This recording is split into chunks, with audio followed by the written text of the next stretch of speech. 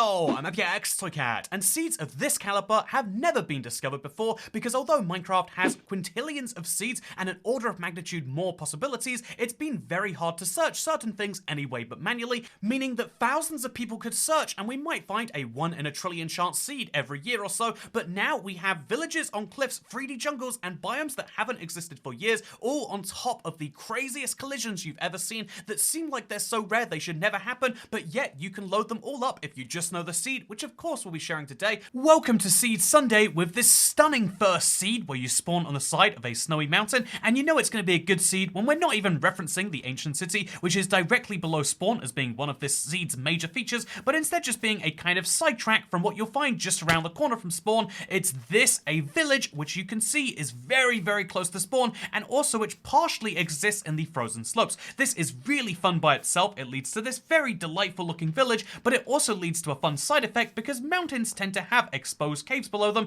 which means if you're willing and able, what you can do is, oh no.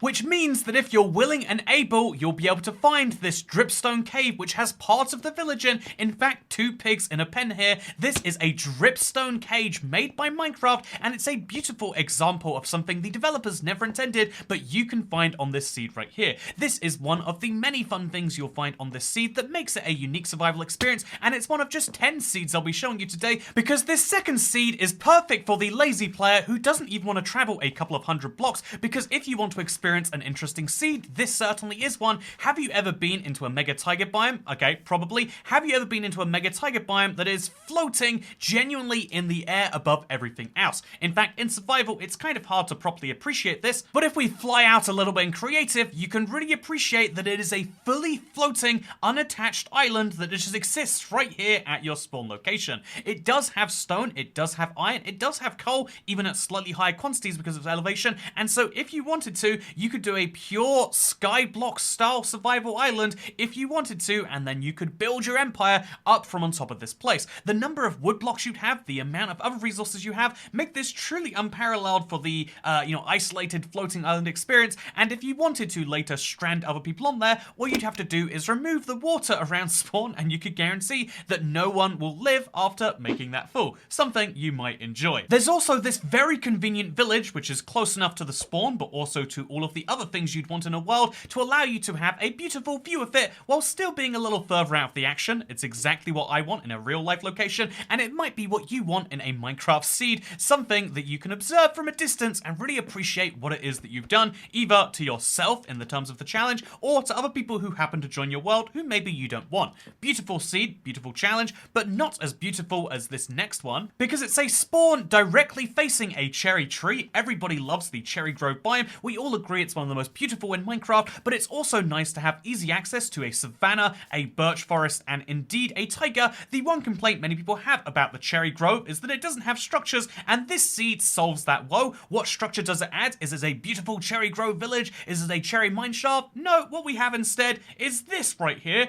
You might think that's a weird snow patch, but nope, this is a structure in the cherry grove. Is it meant to be there? I feel like the answer is no, but if you want an easy start to a world, this is the fakest seeming seed that, again, really should not exist, but yet here it is. Minus the sign for some reason. You will love your world if you end up playing on this one, and that's before talking about the giant plains areas over there, but just in case you don't think it's beautiful yet, I know the tricks on YouTube to make you believe that this is beautiful, and so, wow, cherry grove with an igloo sure looks good by itself, but you know how it could look better? Wow, all of a sudden I want to spend all of my time in Minecraft here, right? Ooh, can't resist going inside there. Yeah, this is the RTX effect, and you better believe I'm using it for a bunch of shots in this video, which I hope proves the point that everyone loves RTX almost as much as you're going to love this 4th seed here. The 4th seed is actually incredibly boring. You spawn into a forest which has a mushroom on a tree. You'll later pass by a plains biome which has a bit of a hole in it, but you will eventually find a pillager outpost just a couple of hundred blocks away from spawn. Oh, and there's a village next to it. That's fun.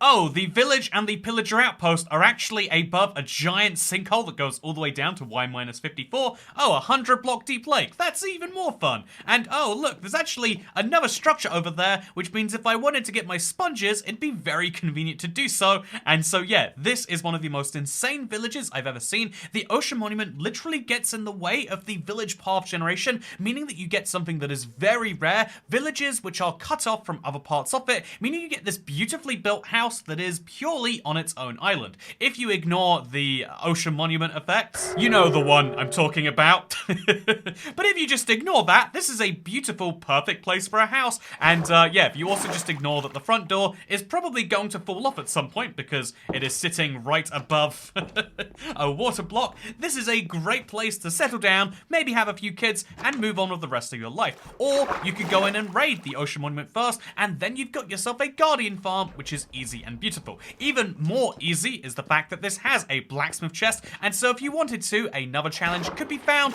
in raiding this ocean monument with the tools you find in the blacksmith. Oh yeah, this is what I'm talking about. Iron pickaxe, 2 pieces of armor, 3 diamonds. I'm gonna be having a good time in that monument, I assume. I assumed wrong. This is a terrible idea. I'll come back later, or I'll swim to the bottom of the ocean first. It's a fun game when you find oceans this deep. Will you reach the ocean floor first, or will you die? It's a lose-lose situation, but I just want to show you how deep this ocean goes. That is the bottom of it right there, with the magma and the drowned toy cat. So load up the seed if you want to see where I died. The next seed is a crazier example of the exact same thing happening. Notice how you spawn on a trail of ruins, which is fun enough by itself. By the way, one of the things I think is wild is that to this day, you still have to dig down a substantial distance to find the rest of the trail of ruins. This one has the nice benefit of being just a few blocks down because of the cave, but still, weird little broken fact about Bedrock right there. Another weird quirk of Bedrock is that you can have ancient cities which spawn in lush caves, seemingly. This isn't meant to happen, but yet here it is regardless. And also right here, you'll notice just behind me at the ancient city layer is a ruined portal, meaning if you wanted to, you could go to the Nether right from the place with the scary skulk sensors, which I am deliberately not going into right now.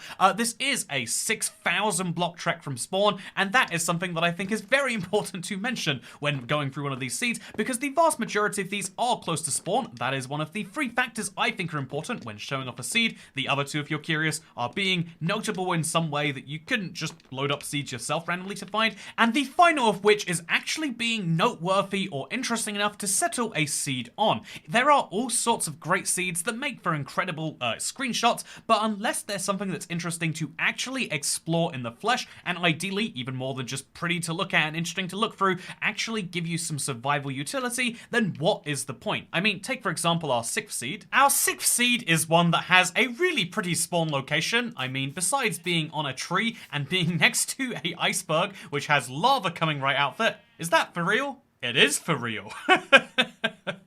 This is a seed which has a lot of fun surprises, such as a tiger village, which is very, very close to spawn. It's fully surrounded by snow, but it's not one of the sad, miserable, stingy, frozen snowy plains villages, but instead is the regular tiger village, just with the frozen villagers, which is something I really love. That makes this a very useful village for which to explore the key component of this seed, because it doesn't matter how many times I tell people that you can have so much fun rowing your raft on a frozen river. It doesn't matter how many times I reference that, did you know I show these seeds on Bedrock, but they're all available on Java, excluding the structures, and so any piece of terrain generation you like, you can find over there. There are still going to be people who don't know about these things, and so it's worth showing them off, and also showing off one of the most stunning parts of this seed, because if you follow this beautiful diagonal border downwards, which separates the forest from the frozen part of the world, it really is a almost exactly diagonal line that feels as though something has gone perfectly wrong, or perfectly right maybe, but if you follow that and then go slightly to the right where the river is, you'll notice something very odd. This right here is in fact part of the river that looks as though it should be flowing into this big underwater cave, but yet for the most part is not. Okay, it started flowing as I started saying that.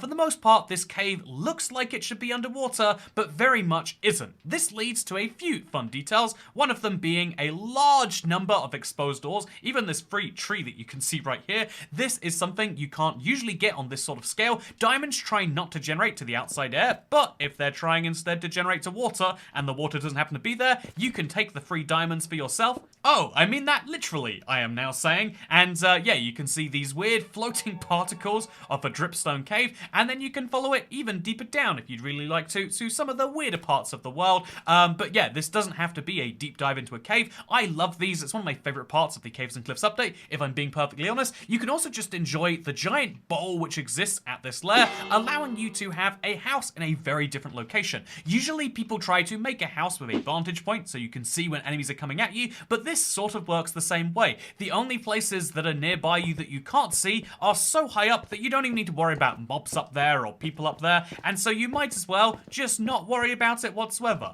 Or, if you like worrying, you could deliberately settle down in the dark spot over here and, you know, yeah, everyone has their own ideas about what is good, but if you want to have a very different definition of cave house to what we're all usually thinking, this is the seed for that. I mean, it's got so many weird nooks and crannies, you'd have to explore them all and turn them into different rooms of a giant house, or cover up the entire thing and pretend that you excavated this. It's entirely up to you. Oh, I love the spawn on this next seed, by the way. Seed number 7 is a really fun, almost savanna ravine looking thing, but obviously it's not a ravine, it's just fun terrain that has made this canyon, and which also will lead you directly into a jungle. A jungle you might just enjoy because it's not any normal boring 2D jungle. No, I'm playing a 3D game, and so what do I want? Well, of course, it's for Mojang to update the savanna biome finally. We've been waiting on it for far too long, but secondly, a 3-dimensional jungle. Just look at this thing. Oh, yeah, isn't this something? As you can see, there is a beautiful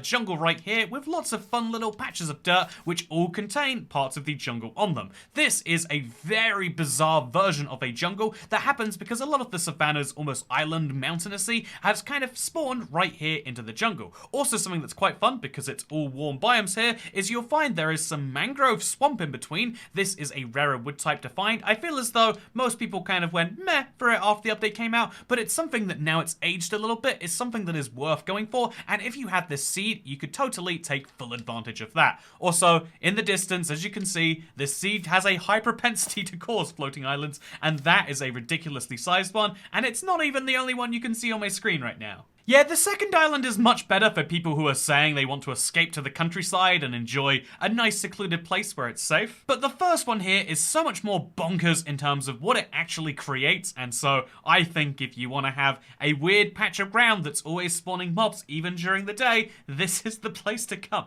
That's a very niche requirement, but there are some people who are made very happy by that. And then of course there's a bunch of jungle edge biome right here where you get the beautiful green grass of the jungle, but slightly less chopping work than you'd otherwise have. Personally, I believe in burning jungles to the ground if you really want the grass, but if you like the idea of working for some beautiful green land, this is the place to do it. And even better, we almost have a bit of shattered savanna here. Mojang thought they could remove the biome, but right here we have the tiniest remnants of it because we have a savanna tree that has grown slightly into the jungle biome, and indeed, the grass here looks just a little bit better than most shattered savannas do, which is something I love. Why'd we skip savanna? I would love to ban anyone who voted against the savanna. It should have been treason. This next seed is one I wanted to share because it was one of the most upvoted on the Minecraft seed subreddit all month, and it was someone saying that they found the illustrious gravel hill biome, which you used to be able to find in Minecraft Pocket Edition back in the early 2010s, but which of course hasn't been possible for a very long time, but yet here it is regardless. And I'll be honest with you, I did a double take when I saw this at first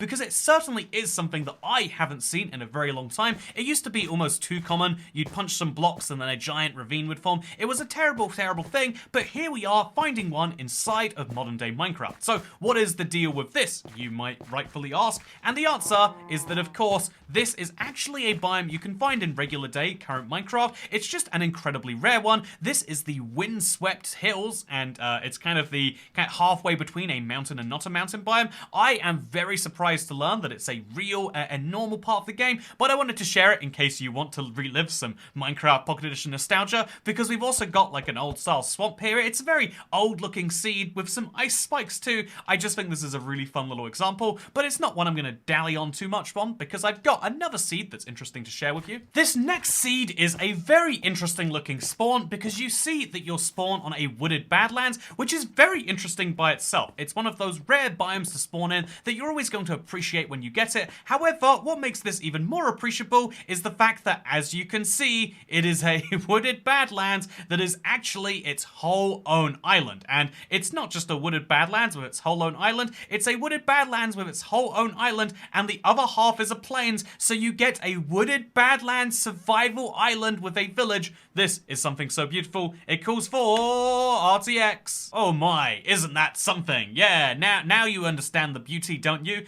This is absolutely wild if you ask me, and the fact that you can get a real seed that just happens to have this is mind-blowing. We are in a golden age of Minecraft seed finding, and if looking at seeds like this doesn't convince you of that fact, I'm not sure that anything ever will. It is a very, very, very, very, very, very, very, very, very, very interesting way to start any Minecraft world, and you might think that, oh no, we've blown the most interesting seed early here, but what if I were to tell you that no, because Fragrant Result 186 has done it again and found the most astounding seed that I have seen this week. It is very much a similar version of what we just saw, except this is a snowy cliff face, as you can see, that has a village that just happens to go right into it. This is absolutely astounding to look at. How is any of this possible? How does any of this make sense? And although this is the 10th seed I'm showing off in my 10 seed video today, you know what? Screw it. I want to give you a bonus one, because when I said Fragrant Result 186 found the most mind-blowing seed that I've seen all month, I wasn't talking about this one. I was talking about this one, which a few thousand blocks away from spawn has a pillager outpost in the middle of an ocean, as well as a desert temple in the middle of an ocean, as well as, get this, a second desert temple in the middle of an ocean. How are these all existing here? How is this indeed possible, yet alone findable by any one person? Fragrant Result 186, and indeed, it's following on from the steps of Cracked Magnet, but in ways that I genuinely don't even understand. You would assume that someone had downloaded a mod if you showed them this in, 2010. You would assume that there was some form of bug going on, but even last year I'd have said, yeah, that seems near impossible, but these are real, fully featured desert temples, and like everything else in this video, they're real seeds that you can check out for yourself. They're all linked in the description, and hopefully after seeing at least a few of these, you'll believe that we are in a golden age of seed finding, and so I intend to share with you some of the best finds whenever I do see them, because I really can't get over how wild and impossible and insane Minecraft world generation is these days, and also what that can lead to if you have the dedication to look for them. I hope you've enjoyed this week's Seed Sunday and the effort that has gone into it. If you have, consider liking the video or subscribing to see the latest and greatest, because if this is what we're finding now and we're only in the start of the golden age, imagine what we'll be finding in the near future. But for now, thank you for watching. Hope you all enjoyed, because I'll see you in the next one. Look how weird these patches of water are even. Like, how does any of this happen? Okay, goodbye.